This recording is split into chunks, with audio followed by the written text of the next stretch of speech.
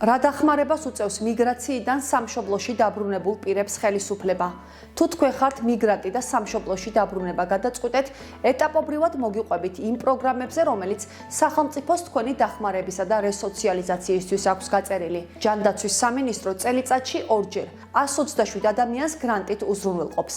აღნიშნული გრანტის ფარგლებში თქვენ თავად შეგიძლიათ შეარჩიოთ საჭირო ტექნიკა და ინვენტარი, რომელიც თქვენი საქმიანობის წამოსაწყებად ან გასაფართოებლად გესაჭიროებათ.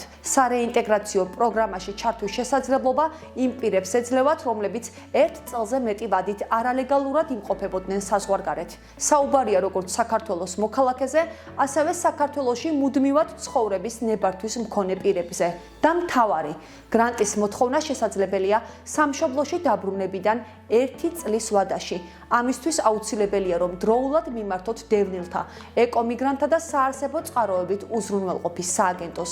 სამშობლოში დაბრუნებული მიგრანტებისთვის სახელმწიფოს ასევე აქვს პროფესიული განათლების ხელშეწყობის, სამედიცინო მომსახურებისა და საცხოვრებელი ფართით დროებით უზრუნველყოფის პროგრამები. აღნიშნულ პროგრამებზე დეტალურ ინფორმაციას ეტაპობრივად მოგაწვდით.